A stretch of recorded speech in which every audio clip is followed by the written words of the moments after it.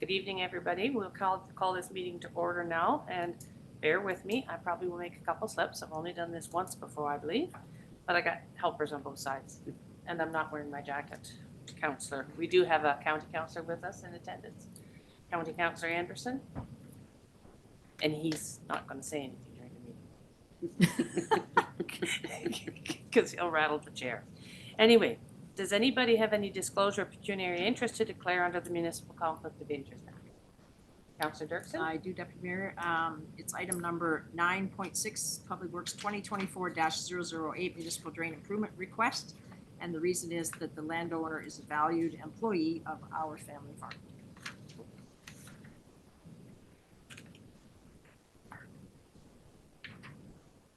What page was that on, sorry? It's item 9B6, Municipal Drain 104. So I will note it in the minutes All right, when we come perfect. to it. I think we already have that. I'll pass that on to you. Okay, thank you. Anybody else? Seeing none, we will proceed. The minutes of the previous meeting were moved and seconded to be accepted by Councillor Elliott and Councillor Gunson. Is everybody in agreement? Are there any questions or concerns or changes? Sorry, can we just read the minutes of the Town of Minto? Oh, sorry. Thank you. The regular council minutes of March 5th, 2024, and the special council minutes of March 8th, 2024. Be approved. Be approved. Seeing nothing, is everybody, yep, everybody in favor or all in favor of that motion? And that's passed. Thank you. Oh, didn't look that far enough. I'll catch on to this system sooner or later. And we're going to move on to a resolution that the Town of the Minto Council convenes into a committee of the whole. This was moved by Councillor Dirksen and seconded by Councillor Zimmerman. All those in favor? And that's passed as well. Public meeting? There is none. Delegations? There are none. Public question period? We've got some people in the room, which is good, so it's a good time to ask that question. If anybody has any questions they'd like to address to anybody?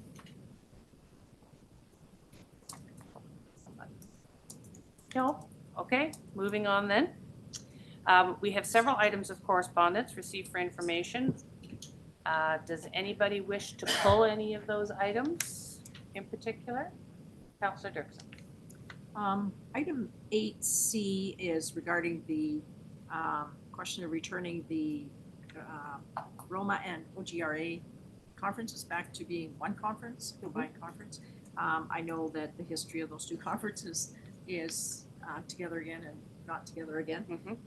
But it seems to me that there would be some efficiencies to be gained by that, and so I'm wondering if we might be interested in supporting that. Any other comments on that? I also agree that there's some efficiencies to be had, and in mindful of people's time nowadays too, to attend And two the conferences cost close, So right? on, right? So would we, If you so wish, what we can do is we could have a motion and a seconder made to support their resolution. So I would make that motion. and is there anybody who'd like to second that motion? Councillor Zimmerman, all those in favor? And that's passed. Any other correspondence that people would like to address? Councillor Dirksen? Item J, the Family and Children's Services of Wellington County, they are looking for volunteer drivers. And so I just wanted to bring attention to it more than anything. It's not really something to make a motion on, but I just wanted to bring attention to that. And I think, did we all receive an email about an information session that's coming up on April 16th, maybe? If that's the right, I believe. there have been many notices of meetings coming up, but did everybody receive that? Or am I just imagining that? No, it says it right in the I think correspondence. it's in the, I believe it's in our package, yeah. Okay, so true enough that they are looking, and apparently that's their most pressing need right now. So we will leave it with people to consider. I'm going to see if I can get to that meeting myself. But anybody else have any letters or articles they'd like to address? Councillor Zimmerman? I was just wondering about item A, about the planning situation and urban boundaries. Not sure if anyone's here that could answer the question whether that affects Minto in any way, or we're just kind of still in limbo, waiting to hear from the province. I'm sure there are people here who would love to answer that question for us. I believe he's sitting in the back corner of the room. She's sitting right here, yeah. Or Jessica? Jessica's Okay. here. I wasn't sure which one. Sorry, Jessica can speak to that. So I don't know what was exactly your question? So we How it affects Minto? were expecting to hear that the urban boundary would kind of the way originally said, and then rescinded it, and we requested it to go back that way again. Just wondering what that. So we did have some discussion with Terry prior to this report, and it was discussions about if Town of Minto should typically or basically request the same thing again that we've already requested previously in OPA 119. At that point, we had indicated that they have already received your comments, so we didn't think that you guys needed to state the same thing again. They already have your initial comments, so I think it's just backdating to original comments from OPA 119. Just to add to Jessica's, in the latest bill that came forward, the Get Done bill that Premier Ford put forward, that urban expansion is in that bill. So it is included in there. So we didn't think, talking to the county, we didn't think it was necessary to put another motion forward to support it a third time. You've already supported it. So it is included in the bill. So as long as that bill passes and then gets royal assent, the Clifford boundary expansion will be approved. We're just working with the county to see the other hectares that we're allowed to expand the urban boundaries, where that's going to be located in that. So we're still working on that part, but the Clifford one in particular is included in that new bill. So we're expecting it to go through. Any other questions? So I just wanted to make a comment. I found some of the letters quite interesting and of a unanimous sort of voice that we all need some help financially to meet the infrastructure demands, and as we're going to hear later, our excellent water quality reports that are essential to the well-being of our communities. And we must get her done and build housing, but we're not getting a lot of financial support to aid us in our efforts to do so. So I don't know if we want to add our voice to the others, or we just want to make a note that we agree, and if they're handing out funds, we'd like some too. I'm not sure what our best method is there, or what the feeling of the rest of the members of council are in that regard. Any suggestions from the town staff would like to address that or make suggestions, or do we just make it's in the minutes that, yeah, we're all in the same boat, I think. I can note that we pulled items 8I, H, G, and C. Those are the ones that kind of cover that off. That's up to you if members of council, if you wanted to support them at all. I would provide you with a draft motion for those, or otherwise we would just note that it was pulled in our minutes. Any comments or feedback from people?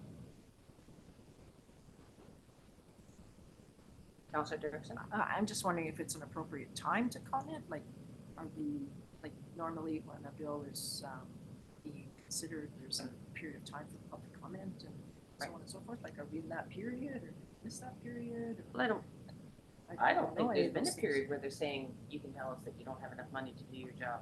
I think we're at the point now where No. we're saying, we We do can't that every day. continue That to needs do to be what you're every day. requesting of us Yeah, that's without right. some assistance. Sure, sure, and that's an everyday thing. I don't think they're gonna ask us.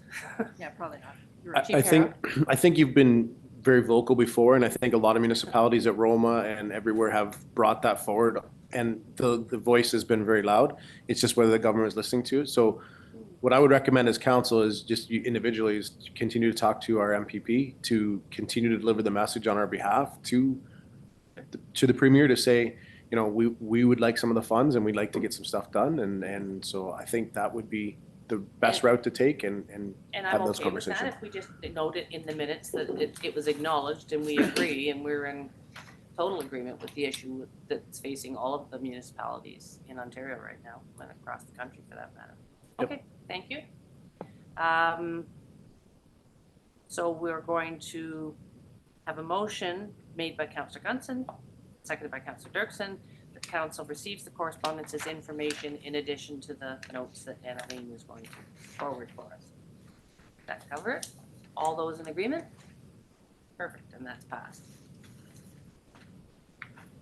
And we are now going to move on to reports of committees and town staff. Committee minutes for approval, and I'm going to pass that over to Belinda to present the minutes to us. And we'll go from there, right? Thank you, Deputy Mayor Anderson. Members of council, we'll be brief with our minutes so we can get to our 2023 year in review report. This is our first meeting of 2024. We had Dave Wilson with us to provide an update on the numbers for building and planning in 2023 and where we're at for 2024. So 2023, as you can expect, was a slower year, but things are looking like they are picking up, so that's promising. Shirley Borges was there to provide a good news story for the first time in a long time in terms of local healthcare initiatives. As you're well aware, they received some funding to hire some nurse practitioners and RPN and a receptionist. So we're looking forward to assisting them with recruiting patients for those once they're established in the community. Charlene was there with our local labor market report, and our stats are looking pretty good. Job postings dropped for many areas, but ours stayed consistent, and our unemployment rate remains around 5.4%, which is really good. And the other thing I want to note is that Andy, Goldie, and Bill from Sequence were at our meeting to get feedback from our committee on our economic development plan, and many one-on-one consultations have been had with our employers and key stakeholders in the community. So those are the highlights, if there's any questions. I just have a question, if I may. So when you say that we have to recruit patients for the new healthcare providers, do we not have a lengthy waiting list in our area, or do we know the numbers because it's an Ontario system? Right. Do you, Gord? So she told us that they need 740 patients per practitioner. So they do have some on a waiting list, but they are really wanting us to help promote people that don't have, like that were orphaned when Dr. Wiglow's, or not Dr. Wiglow's, Dr. Doyen, thank you, Dr. Okoye, when she left, there was like 600 patients that were orphaned. So those people could be picked up here. If people here don't have doctors, or if they are like traveling to Toronto or kept their doctors elsewhere, they can find somebody here. So she didn't tell us how many people are on a wait list. No, Deputy Mayor, we don't have access to that information, but I can think just within our own office, without walking too far from my office, there's many people who don't have doctors. And in the other changes to doctors, unless you lived in an area, you couldn't transition to have a doctor. But I'm glad to be saying a bit. I think basically we're looking at work, and we've got people Howard or South Bruce or something, but really we're oriented to some people who will now qualify as well as the many people who moved here in the last few years. Kind of related to economic development. I know that I think all the people here get phone calls because information central, and say, well, we've got a job, we've got a house, my doctor's right, whatever, and we've been forced to stay on. Then you customer. So I think 1,400 is achievable. We don't have the time frame yet. And I'm sure in your daily work, you would come across people. I was just surprised to say that they had to recruit. I thought they would just sit down and they would fill in. Now, I did talk to somebody whose family member lives in Clifford, and they thought they could transition to the new NP up there because I think she's already in place. And they, no, not yet, okay, No. but she's the first one going into place. And they were Yes. told, no, they couldn't because they had a practitioner here, but So yes, if you have a practitioner already with Minto Mapleton Family Health Team, you can't switch to the new one. You even have if to you're find- living in Clifford and you only went to Mapleton. That's our understanding. So maybe we could discuss that with them because proximity with our lack of rural transit for our seniors would seem to be a key factor that would assist people to reach a doctor or a healthcare provider in their community. And they did say with Clifford for people to call Kelly at Clifford if they are looking for a doctor they can get on the wait list, or a nurse practitioner, they can get on the wait list by calling Anyway, her. I was just surprised when I read the report, that comment that we have to recruit. I'm thinking, well, I could get that done for them in about an afternoon if they'd like to put me in charge of it. But anyway, interesting. But a good news story for sure. Thank you. Any other questions? No? Then I'm going to read the resolution. The Council of the Town of Minto receives the Economic Development and Planning Committee minutes of March 7th, 2024 for information and approves any recommendations contained therein. And that was moved by Councillor Zimmerman, seconded by Councillor Elliott. All those in favor? Perfect.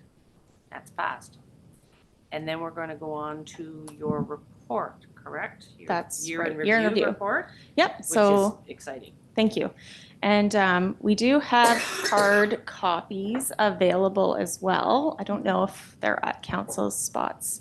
Erin, do you just want to grab them out of my office so you can follow along on a hard copy? But to get us started, Erin and Caitlin are here. We make up the Economic and Community Development team, and we know it's a heavy agenda, so we're going to go through this fairly high level and fairly quickly. You'll have the booklets to review more in detail, but so as you all know, we are involved, community development, very involved with numerous committees, both locally and regionally. As you can see in the document, there's over 30 committees that we're involved with. So that keeps us busy. While Erin's handing those out, I'll just do the next slide here. Next slide. There you go. Events, you all know that we're very involved with doing events, and I think people were blown away last year when they found out that there was 88 events that we either organized or assisted, facilitated in organizing, and this year it is now 95. Again, we're not going to run through them all, but we would like to note that this is not sustainable, and it's something we're looking to get a better handle on and support groups, but maybe in a bit lesser way. Next slide. Yeah. The Where Your Family Belongs stuff. We had our newcomers reception, always a popular event. We did our Move to Minto Resident Attraction campaign, which was an award-winning campaign at the EDCO Awards in 2023.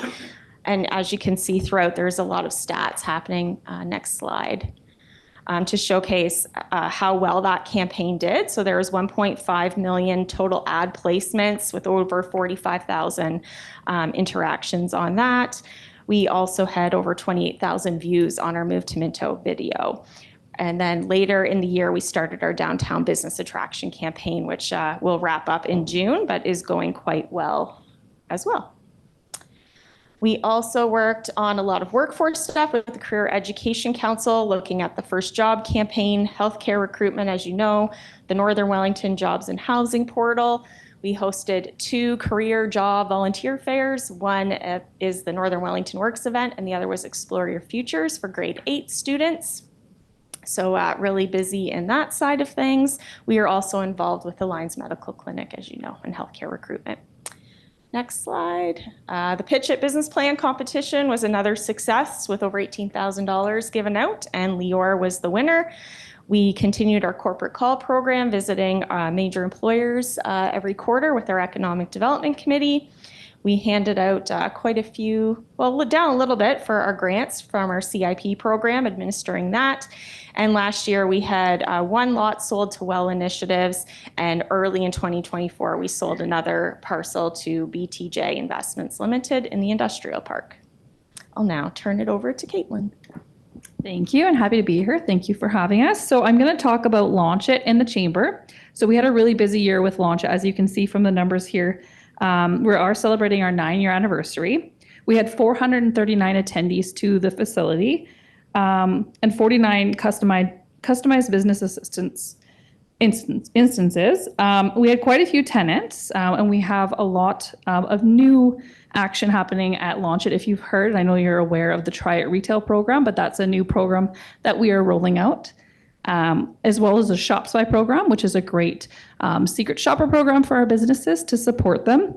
10 businesses participated. We had 5 secret shoppers, and it's continually growing. I'll also chat about Digital Main Street program. So that's actually closing up as of this month, but it's a fantastic program. So Nelia will be leading us. He's our digital service squad, but 131 businesses received 327,500 in grants. So that's pretty impressive, and we're proud to be part of that program. And we'll take it over to the chamber. So since we started doing our grand openings, we've had 84, and we had 11 grand openings last year. You can see a list of the different businesses, and we're going to be having some more hopefully in May. So hopefully we'll see you there. We had 193 businesses and organizations as part of the chamber, and 45 instances of interviews for our What's Happening Minto TV program. So make sure you tune into that. That's always really interesting to see what's happening in the community. 6,500 directories were distributed, and we have the newest launch of that, the community directory, coming out in a few weeks. So keep your eyes open for that. And then we'll go over to the Think Minto First program. So there's 2 portions of this, and it's a fantastic program.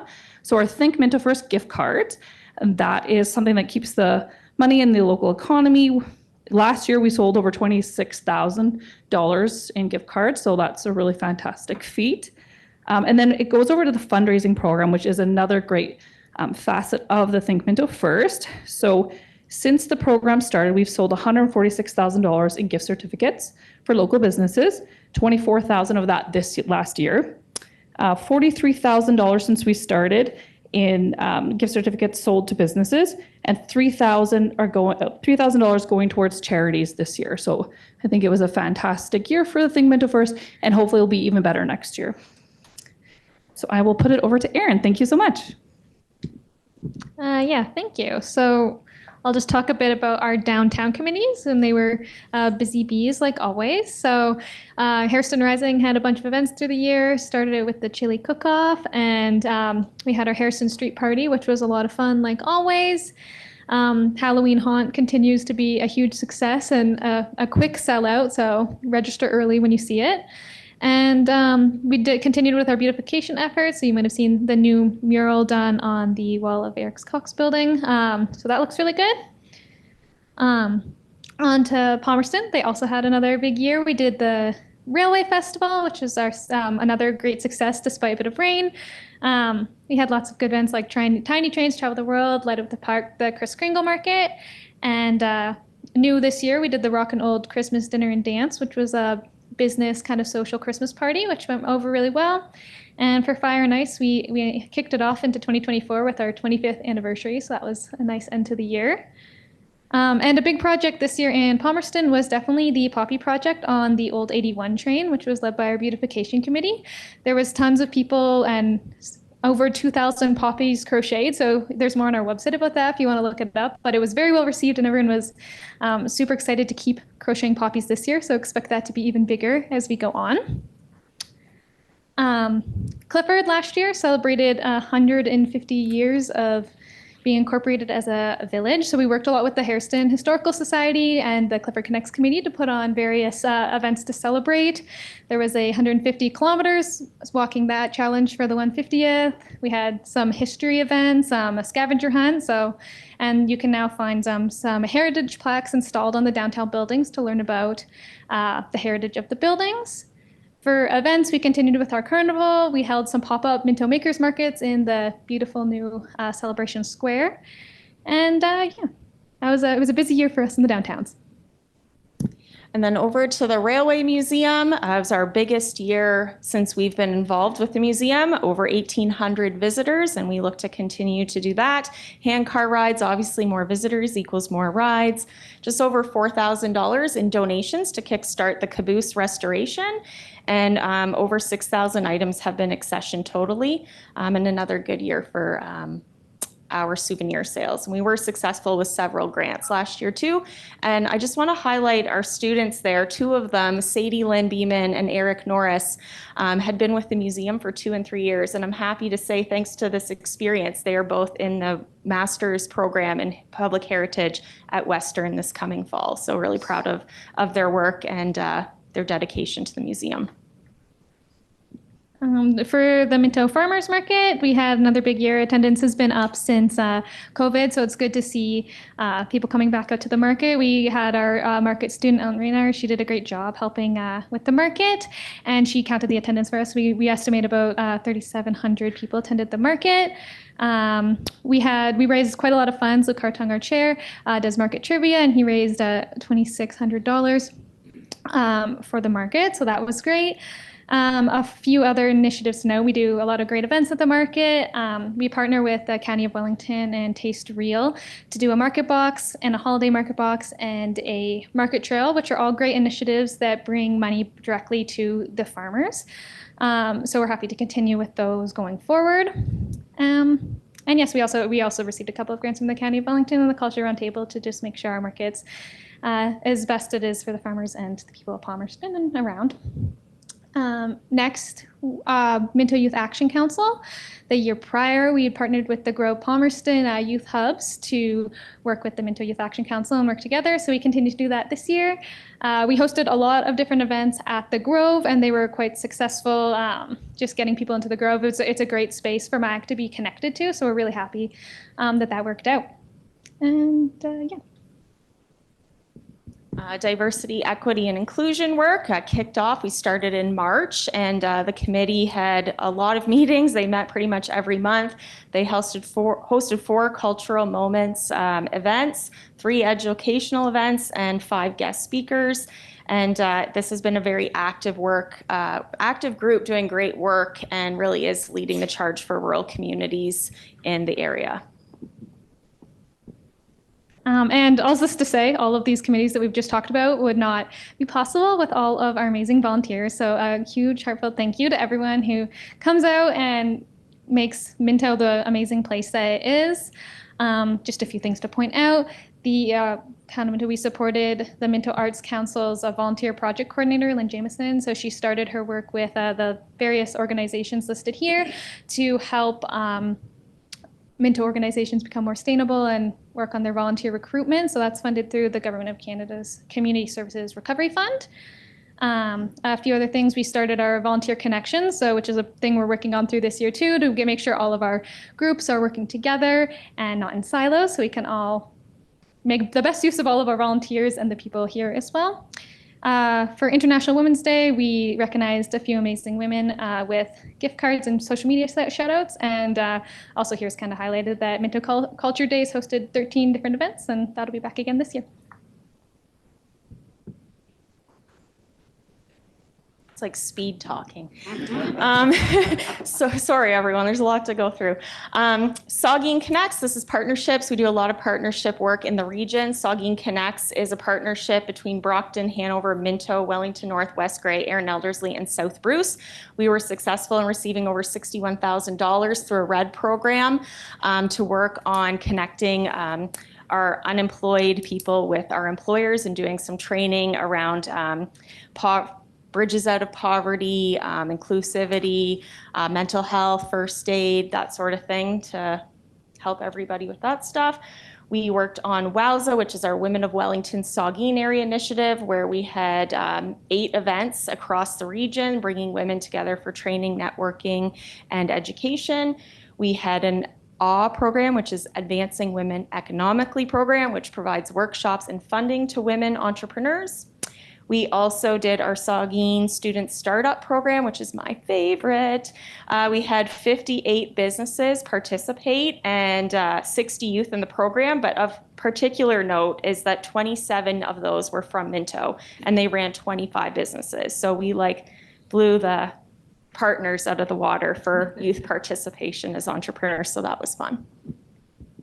At the beginning of last year, we also worked with the Northern Wellington Partnership, so Wellington North and Mapleton. We do various things throughout the year, like run ads, but we also did the Local Love campaign, which was wonderful. We had people submit nice stories about the community in all over Northern Wellington, so it was awesome to hear some shout outs for our businesses and various people. So you can read just one of the quotes there. And across Northern Wellington, we handed out $1,500 in prizes, and there was 14 different submissions.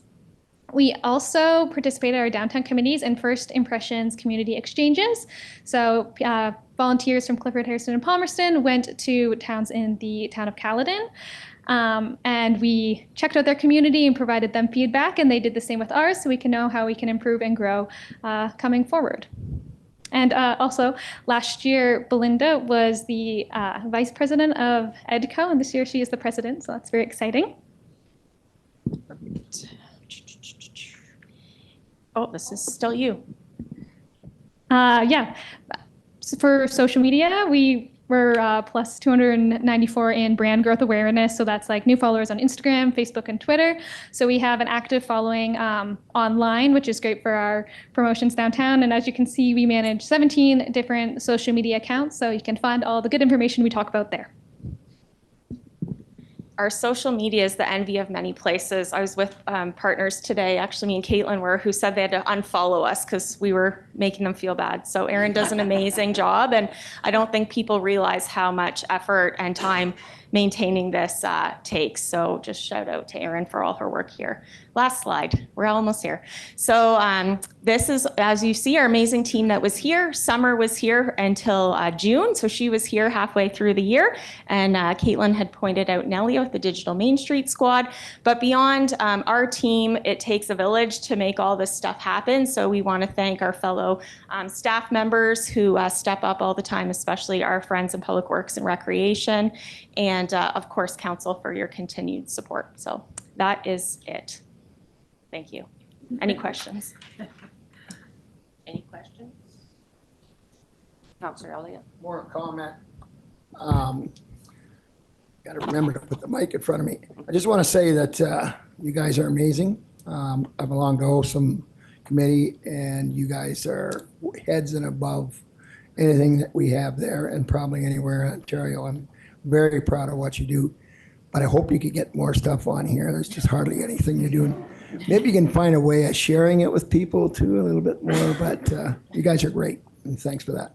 Thank you, Councillor Elliott. Yeah, it was a heavy year. It was a lot.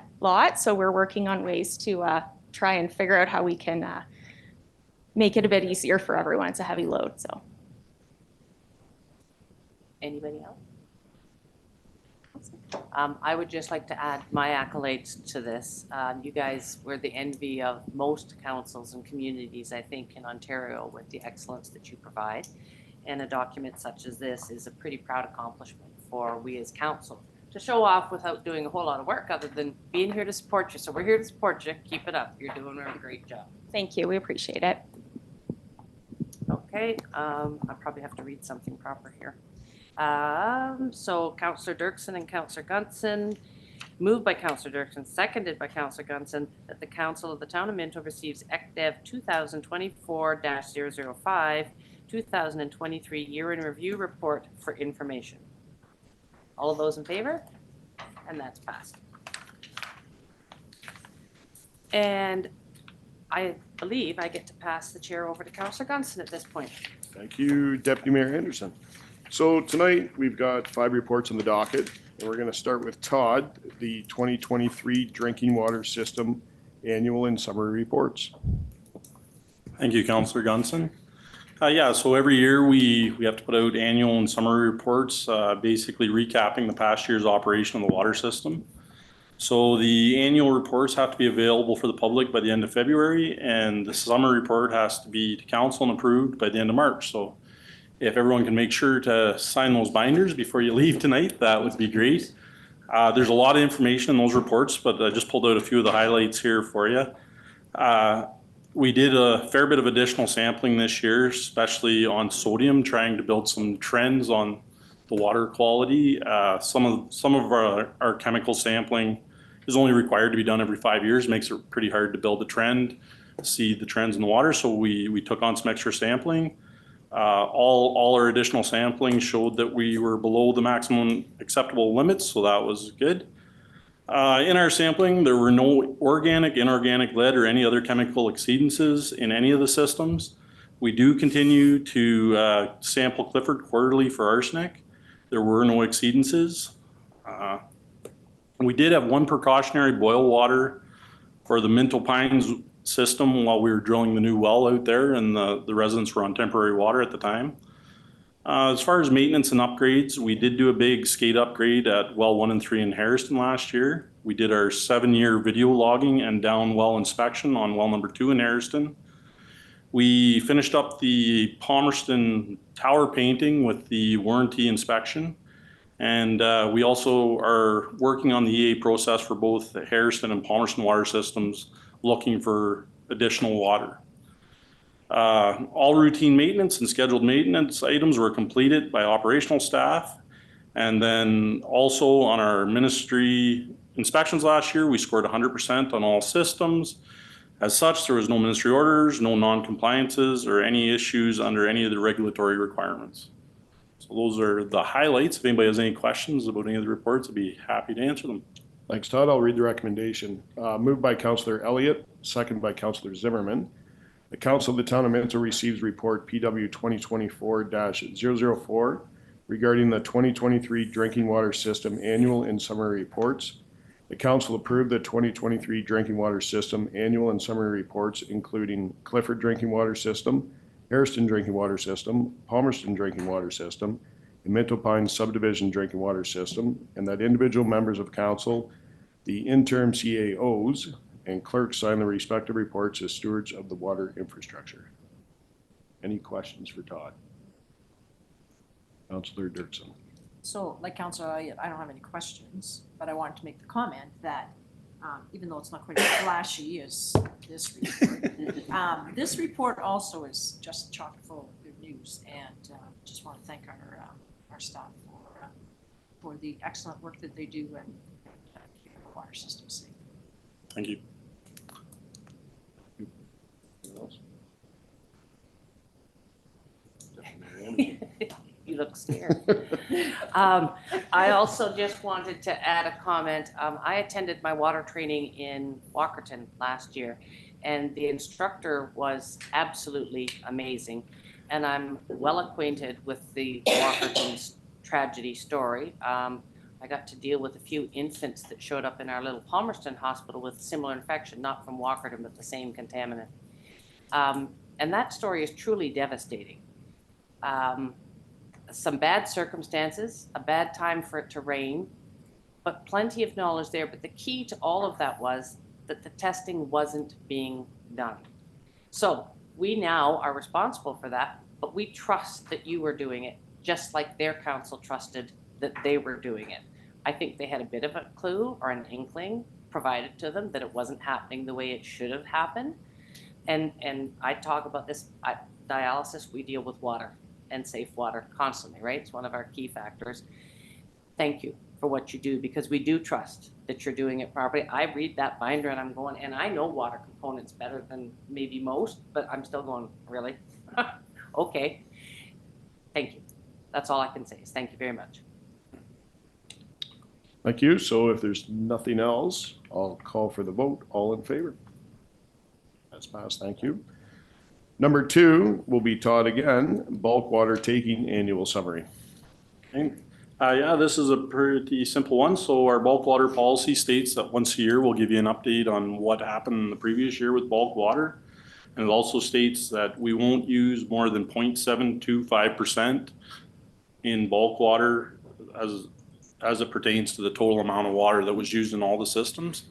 So last year we came in at 0.11%, and the table there shows the companies that were using the water, and yeah, it's lower than it has been in past years. So yeah, there's not really much to it unless anybody has some questions there. The only highlight I would make in there is where we pulled from Harrison there, bright water. That was what was used for the temporary water we were speaking about out at Minto Pines. We trucked water from Harrison to fill the tanker out there, so that's where that water went. Yeah. Let me read the recommendation Yeah. first. Thank you, Todd. Yeah. Moved by Deputy Mayor Anderson, second by Councillor Dirksen. Council of the Town of Minto receives report PW 2024-005 regarding the 2023 bulk water taking annual summary for information. And I believe Councillor Dirksen has a question. I might have forgot, though. Maybe it's just a comment. No, I was just gonna, that's interesting that Hairston, the water that was taken from Hairston went to Minto Pines, so that's kind of internal, so that hardly counts in the 0.11. Yeah. You know, really. But the other thing is, would the reason that we had less water taken in 2023 be because that it was a wetter year, that there was more rainwater? Could dust suppression? very well be, yeah. Yeah, because some of this is used for dust suppression, right? Yep, the big uses are dust suppression, drilling and vacuuming use a fair bit. There is a bit of pool filling that goes on, but yeah, most of it's construction related uses. So yeah, on wetter years, they aren't watering sod so much. They aren't, dust suppression, those types of things. Yeah, right. Okay, thanks. Any other questions? Seeing none, I'll call the vote. All in favor? It's passed. Thank you. Now we're going to call upon Kyle Davis to present the 2023 Source Protection Annual Report. Thank you, Kyle.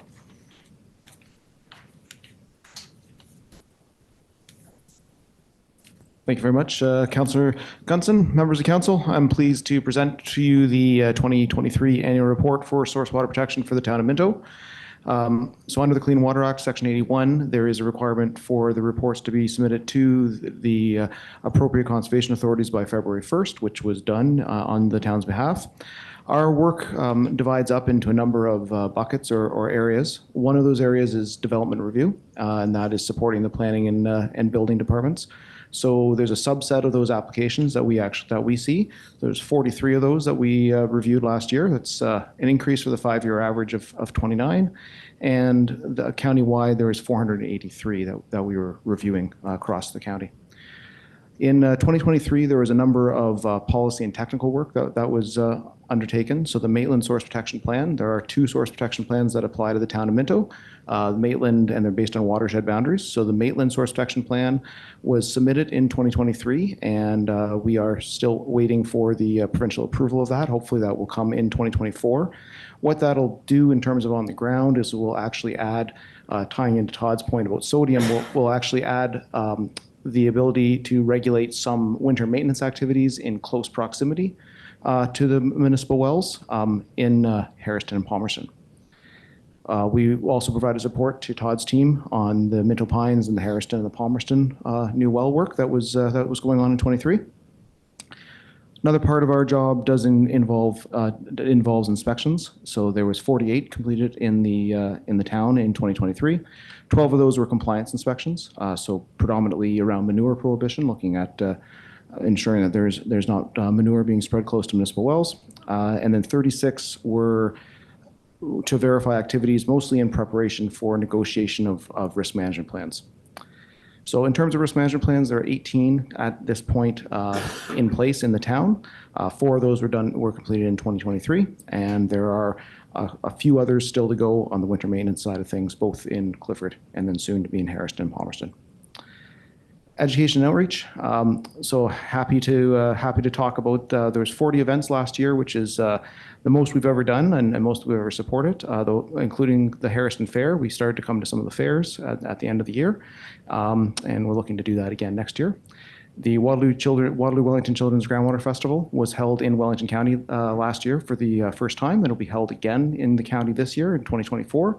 So last year was at Guelph Lake. This year it'll be at Martin Park, and we definitely get classes from the town of Minto that's the long-term participants to that festival. And then lastly, there was a septic inspection program that is required every 5 years. There are only 4 that are required within the town, and those were completed by your building department with no remedial actions or contraventions identified. Happy to take any questions. Thank you. Thanks, Kyle. I'll read the recommendation. Moved by Councillor Zimmerman, second by Councillor Elliott. The Council of the Town of Minto received report PW 2024-006 regarding the 2023 Source Water Protection Annual Report as information. Any questions for Kyle? Pretty simple. Seeing none, I'll call for the vote. All in favor? That is passed. Thanks so much for coming, Kyle. Various tender report, dust suppressant and gravel is going to be presented by interim CAO Chris Harrow. Thanks, Councilor Gutson. Unfortunately, Mike's a little under the weather tonight, so couldn't make it. So I'm just going to cover off the reports. But these are just our routine tender reports. They're tenders that go out every spring for our dust suppressant and our gravel supply for the summer. You can see that the two successful companies were there. And as I said, it's one that we do every spring to get ready for summer and maintenance on our roads. Any questions? I'll read the recommendation. Moved by Councillor Dirksen, seconded by Deputy Mayor Anderson. Council of the Town of Minto receives report PW 2024-007 regarding various tender results, dust suppressant and gravel. That the Town of Minto awards tender 2024-02 supply and apply dust suppressant to daily dust control for a unit price of $509.36 per flake equivalent ton excluding HST. And that the Town of Minto awards tender 2024-03 supply, load, haul, and spread granular A maintenance gravel to E. Dennison Contracting Limited for a unit price of $13.95 per ton excluding HST. Any questions for Chris? Seeing none, I'll call for the vote. All in favor? That's passed. Thank you. Last one. Municipal Drain 104 improvement request. Ryan, you're up. Thanks, Councillor Gunson. This is a request for a Section 78, which is a municipal drain improvement request for municipal drain 104. The landowner wishes to relocate this pipe drain on his property because it is in conflict with where he wishes to build a new barn. All the construction is proposed within his own property, so it shouldn't affect anybody else. If you have any questions, please let me know. Thanks, Ryan.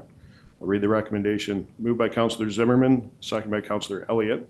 Council of the Town of Minto receives report PW 2024-008 regarding municipal drain 104 minor improvement requests and appoints RJ Burnside and Associates Limited to represent the town's interest in this regard. Any questions for Ryan? Seems pretty straightforward, doesn't it? All in favor? Thank you. That's passed. You can come back, Judy. I'm going to pass the chair back to Deputy Mayor Anderson. Thank you so much. And I'm going to turn it over to Terry Kuipers to present a report. If he's there. Perfect. Yes, I'm here if you can hear me. Yep. Okay, perfect. Good evening, Deputy Mayor Anderson and members of council. I know you're all disappointed that Public Works actually beat my department out in number of reports. Rest assured, I will make up for it next council meeting, so it's all good. The first report I have for this evening is for the consent application up in Clifford. So the purpose of this application is to create a new residential building lot by severing off roughly 7.18 meters and 7.47 meters off of 33 and 37 Nelson Street West, and merging these together to create a new lot with a frontage of roughly 14.63 meters. The remaining two lots will also be roughly the same frontage, being 14.9 meters and 14.6. Each of the developments proposed on the lot are for single-family detached dwellings. The subject property is zoned R1B, which requires a minimum lot frontage of 15 meters. So as such, zoning relief will be required prior to the completion of these two applications. All other provisions within the zoning bylaw will be met. So it's just the frontage relief for the three parcels that will be required. So staff met and reviewed the application, had no major concerns with the proposal. However, Public Works did have three items to note. The two existing lots as they stand are serviced with both municipal water and sanitary. But being this lot creation was not anticipated when those mains were installed, this newly created lot is not serviced at the current time. So to service those or to provide those servicing laterals, to this lot will be done at the sole cost of the owner. This development in its entirety was created through both severances as well as a site plan control application. In that application, street lighting was to be provided by the owner, which has not been installed to date. So to ensure that that work has been or is completed, Public Works have requested that that be a condition of the approval of the consent applications. Also, the subject sites are within 100 meters of the municipal well on Nelson Street, and therefore definitely within source water protection area. Public Works has requested that a clearance be provided from source water prior to the completion of the application, just to ensure there's no odd construction requirements needed because of the location to the well. All the other conditions that we have provided in the report are the standard town's conditions, including financial or otherwise, requiring for an entrance permit, the requirement for a site grading and drainage plan prior to the issuance of a building permit, and a note that any right-of-way works are to be completed by a pre-qualified contractor. So as mentioned, staff is recommending that council supports the application to Land Division with the conditions as listed in the report. And if there's any questions that council may have, I am more than happy to take those. Are there any questions?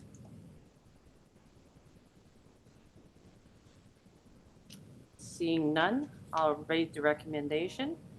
Moved by Councillor Gunson, seconded by Councillor Dirksen, that the Council of the Town of Minto recommends that the County of Wellington Land Division Committee approve consent applications B105/23 and B106/23 Larry Stever for land legally described as Planned Clifford Park Lot 6 RP 61R10860 Part 5 with a municipal address of 37 Nelson Street West, and Plan Clifford Park Lot 6 RP 61R10860 Part 6 with a municipal address of 33 Nelson Street West in the town of Minto, and that the conditions be considered as shown in the report. Good reading. Thank you. I'll just ask for a show of hands, please, in favor? Yes, thank you very much, and that's passed. Perfect, thank you. And Terry, Deputy- we'll pass the table back to you, sorry. Absolutely, nope, not a problem at all. So the next report I have on the agenda tonight has to do with a rezoning application at 24 Minto Street up in Clifford. So this property is owned by Josh, David, and Alfred Thiessen. Council will recall that the public meeting for this rezoning application was held on February 6th. With the intent to rezone the property to support the development of 4 blocks of 4-unit street townhouses each, all fronting on Queen Street. Correspondence was received at that meeting, and an individual did speak at the public meeting as well, bringing forward concerns of density, increased traffic, grading and drainage, as well as the building height. So staff and the county planners took these comments back and drafted a bylaw. This bylaw, as well as a report, was to go to council at the March 5th meeting. However, right before the meeting, an error was discovered with the proposed lot coverage that was requested. So the proposed lot coverage requested in the application was 55%. However, the calculations revealed that it was actually 60%. Nothing with the proposed footprint or layout of the site that was provided for the public meeting had changed. Just the recalculation or confirming the calculation of the lot coverage itself. An increase of 55 to 60% does seem like a large increase, but when you actually crunch the numbers, it equates to about 120 square foot in additional lot coverage. So basically the size of a normal garden shed. So with this change occurring after the public meeting, we looked into what the implications of that are, with the intent and effort to be as transparent as possible. Council does have the authority to mend a draft bylaw after the public meeting without notifying the public. And there is no appeal mechanism of that change that council would make. But with the concern of the density that was raised at the public meeting, staff felt it was necessary to keep, again, the process as transparent as possible. So in conjunction with Jessica, we drafted up a notice of consideration, which was sent to those property owners. So they had been made aware of that proposed increase in change. All the other previous comments that staff included within our last report still stand.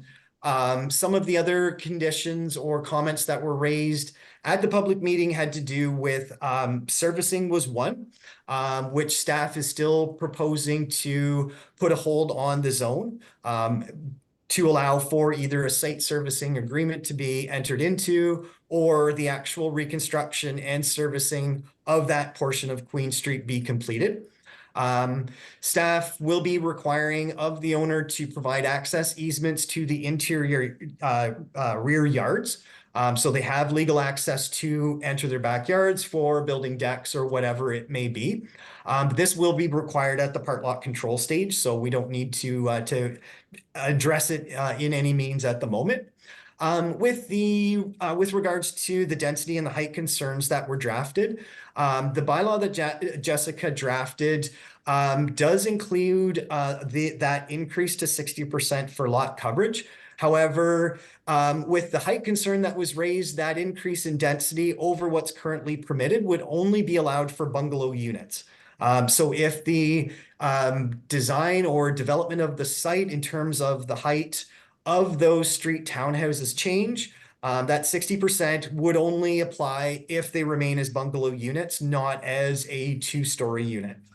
The grading and drainage concerns were raised, as I mentioned. Through our normal building permit process, a grading, drainage, and servicing plan is required to be developed by the owner, submitted to the town, and approved by the town before the issuance of a building permit is allowed. So that aspect is has been taken care of. Staff are supportive of the application, and a bylaw has been drafted for council's consideration later in the meeting. And if there's any questions on this, I'd be more than happy to field those. Any questions or comments? Seeing none, I will read the recommendation. Moved by Councillor Elliott, seconded by Councillor Gunson, that the Council of the Town of Minto receives report PLN 2024-011 for the proposed zoning bylaw amendment ZBA 2023-09, Thiessen for lands legally described as Concession D, Park, Lot 2, RP 617, R7, 235, Part 1, with the municipal address of 24 Minto Street North, Clifford, for information and considers passing a bylaw in open session. And further, that in accordance with Section 34:17 of the Planning Act, no further notice is determined to be necessary. All those in favor, raise your hands, and that's passed. And Terry, it's back to you again. Perfect. Thank you once again, Deputy Mayor Anderson.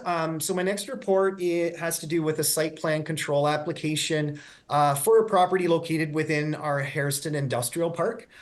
So this subject site is owned by Harriston Superstorage Incorporated and has had a site within the park for many years. Has developed the existing site into a series of self-storage or mini storage units. So council will recall that we sold an unserviced 0.9 acre portion directly in behind this subject site to Harriston Superstorage back in 2022.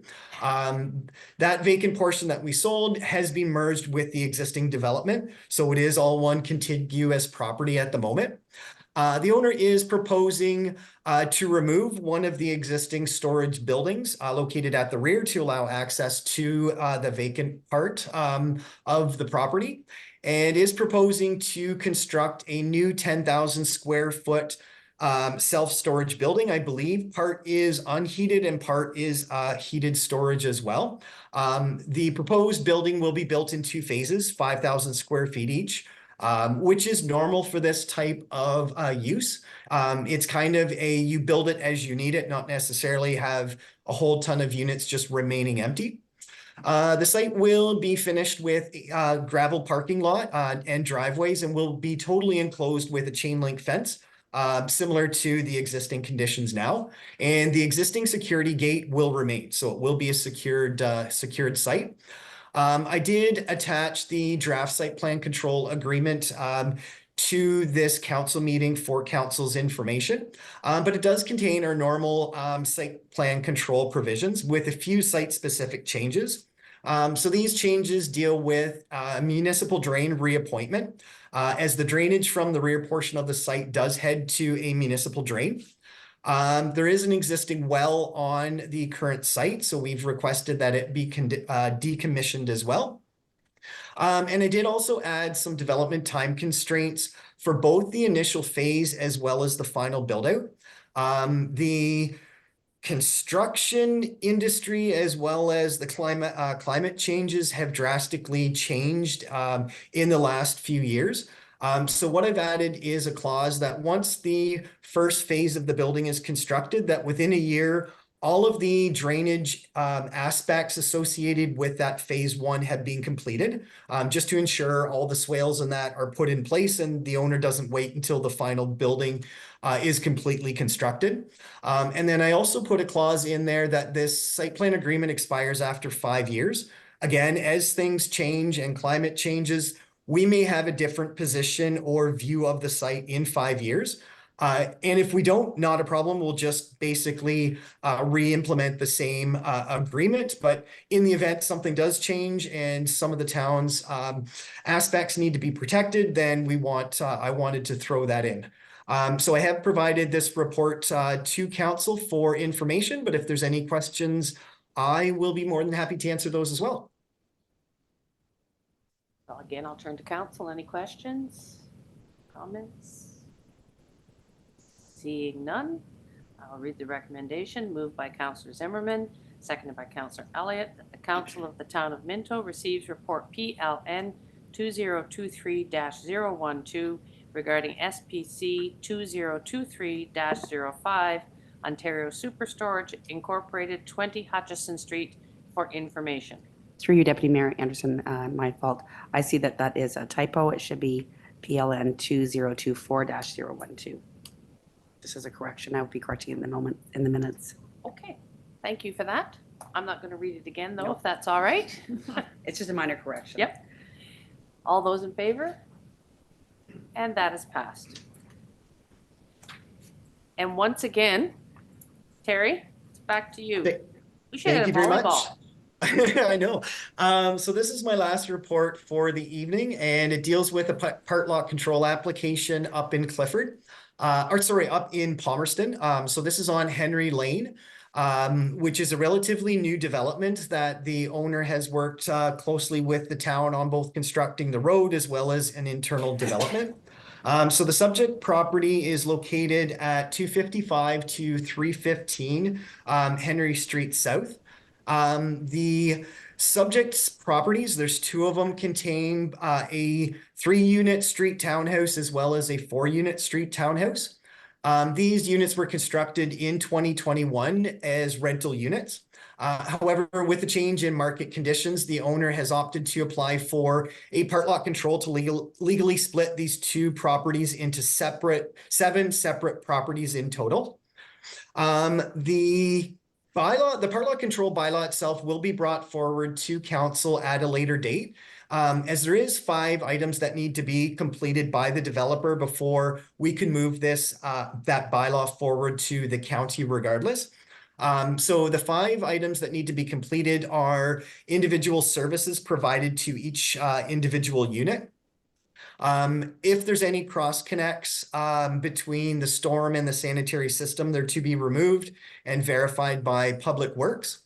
A registered plan is to be completed as well, with easements, again, the same as what I mentioned with my Clifford report.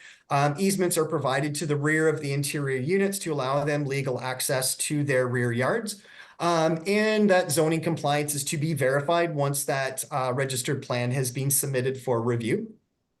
This information is normally provided at the time the part lot control application is made. But as there are some unique costs that the owner needs to incur to address these items, the owner has requested that we bring this report forward to council as so the owner can gauge council's support or reaction with this proposal through any questions that may be had.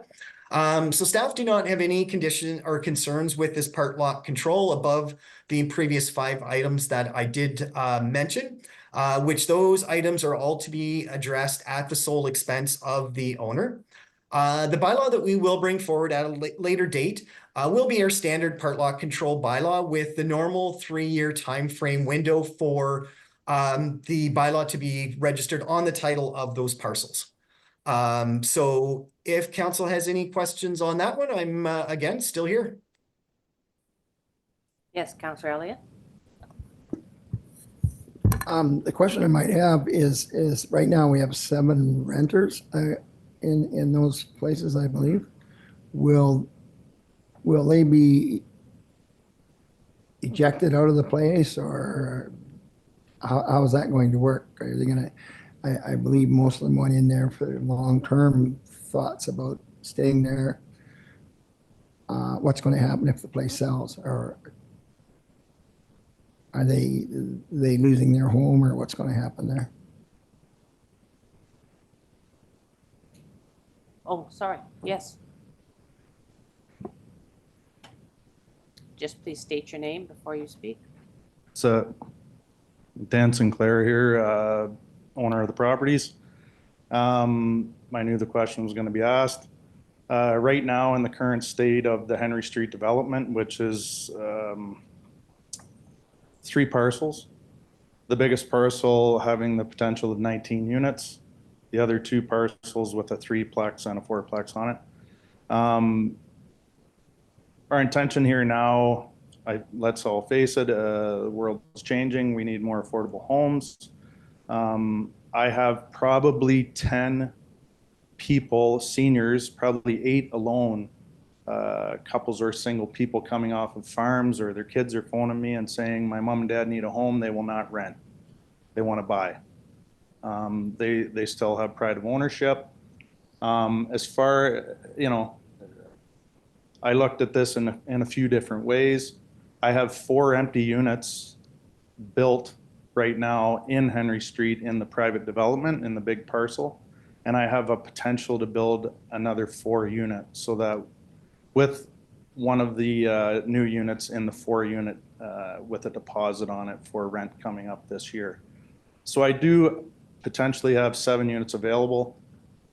I wanted to come to council first to talk about this in the town because I don't want to go and upset the people that are renting off me right now in the current homes. If it's passed, I've had turnover as well. I mean, I don't want to say this in a negative thing, but the older we get, we have more turnover. People pass on, they move on. The kids move them closer to their cities and different homes.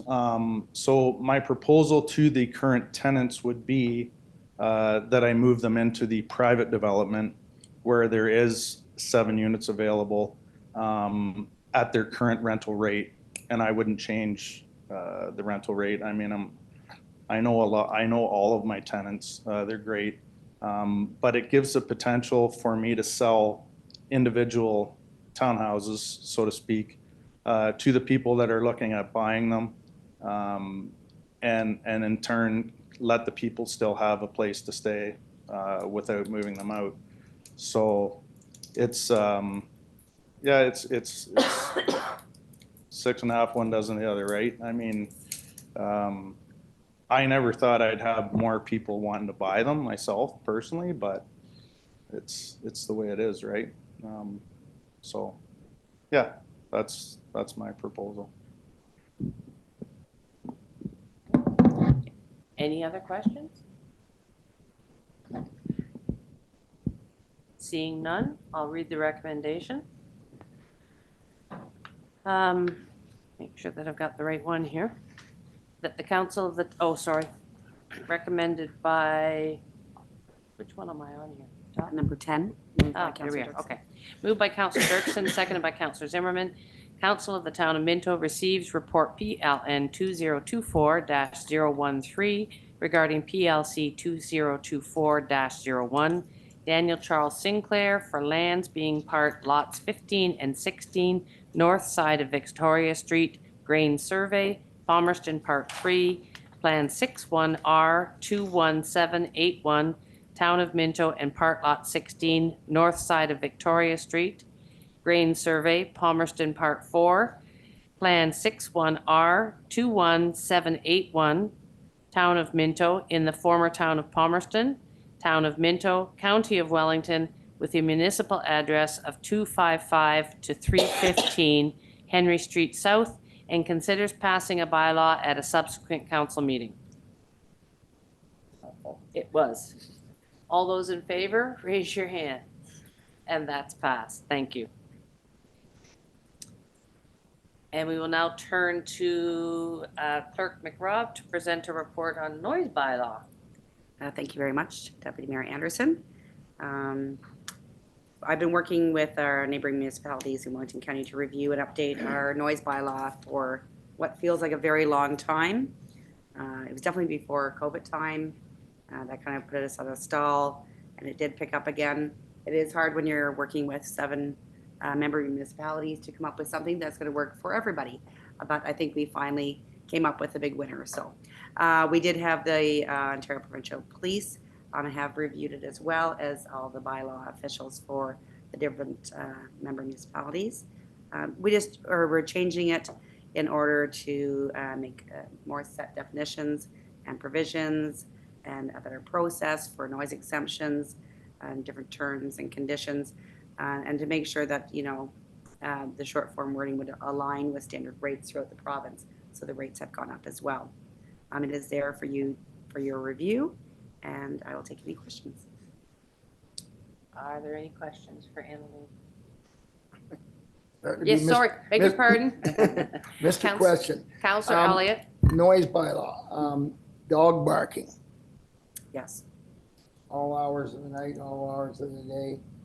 Is that considered a noise bylaw, or what happens there? It is enforceable. There are other ways of doing the dog barking as well. I'd have to speak to our bylaw officer in regards to that.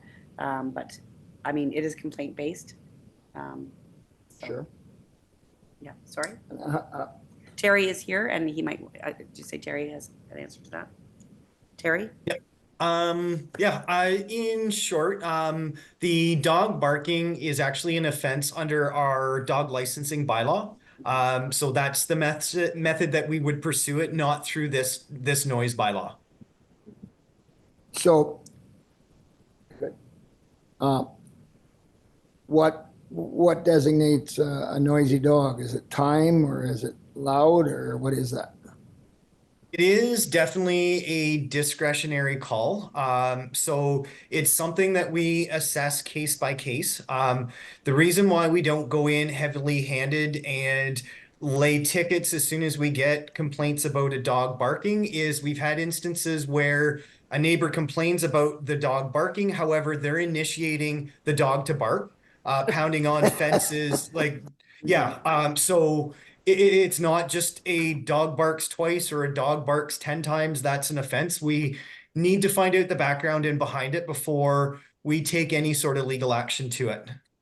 How would you stop a dog from barking? There are bark collars that give the dog, I believe it's a mild shock that prevents the dog from barking. So there are methods to it. That would be too bad, but I guess I've had some complaints. That's why I'm asking the question. Thanks. Any other questions or concerns? Seeing none, I will read the resolution passed by, or moved by Councillor Gunson, seconded by Councillor Elliott, that the Council of the Town of Minto receives report CL 2024-003 regarding noise bylaw for information, and further considers a bylaw in open session authorizing the deputy mayor and clerk to execute a bylaw adopting a new noise bylaw and repealing bylaw number 5001-05. All those in favor? And that is carried as well. Okay, we made it through all the heavy stuff. Now we get the announcements. Anybody has anything that they'd like to share with the group for the benefit of all? Councillor Dirksen, we'll start at your end. I don't believe I have anything tonight. Thank you. Councillor Zimmerman, Nothing from me, thanks. Councillor Elliott, Yeah, the Minto 81s got themselves into the final of the hockey series. And it's really good hockey, and they really represent our town very well. Their first home game is Sunday, and that's at 6:30. And it's right after Harrison Figure Skating have their carnival. That just before that, that's something else we should be looking forward to attending too. But it would really be great for them to have a great crowd out. We've had pretty good crowds so far, but it helps them, it helps the town if we can get involved in that. So I'd appreciate it spread it around and get people out there. okay. Councillor Gunson? I have nothing tonight, thank you. I don't have a great deal except to say it's spring tomorrow. That's a really good announcement considering the very bizarre winter, and I'm sure our road budget must be excellent shape after this winter. No, really? It actually, I've been educated too, but with the fluctuating temperatures, the trucks still have to go out. So just because the blade's not down, they're still They're putting a still lot of putting material salt. down. So Okay. the temperatures right around zero are actually worse for public works. So Well, sorry, we're not saving you a ton of well, money. that's with our budget. unfortunate. That's unfortunate. It has been a most bizarre winter weather-wise. I don't think it bodes very well for our farming community either. It's people are saying, "Oh, this is great. I'm going to take a look at the bigger picture," but nonetheless. But next or tomorrow night is the horticultural meeting for the month, and it's the end of our Minto campaign or drawing to the end for Think Minto First. If anybody is still needing some gift cards from that program, we're happy to purchase them for you on your behalf through the horticultural organization. They're worthy ways of raising money for local and keeping business local for the town. Other than that, I don't think I have anything either, but happy spring. Oh, and here I'm closing up the meeting. I have a few more things to do, don't I? I thought we'd just stop there. Just a minute, I'll get to the right page. So we are going to have a motion by, am I there? Yes. Councillor Elliott and seconded by Councillor Dirksen that we're going to move back into the committee of the whole convenes into regular council. All of those in favor? And that's passed. And then we're going to have a resolution adopting the proceedings of the committee. So Councillor Zimmerman. Sorry, could we just ask if there's any notices of motion? Oh, sorry. Are there any notices of motion? I didn't think so. Just double check. I don't think there ever are. Anyway, moved by Councillor Zimmerman, seconded by Councillor Gunson. The resolution, the Council of the Town of Minto ratifies the motions made in the committee of the whole. All those in favor? And that's carried as well. And we're going to, is it moved, seconded? No? The bylaws. Yeah, should be moved by Councillor Dirksen. Oh, okay, sir. Moved by Councillor Dirksen, seconded by Councillor Elliott, that bylaws 2024-015 and 6001-24 be read a first, second, third time and passed in open council and sealed with the seal of the corporation. All those in favor? And that's passed as well.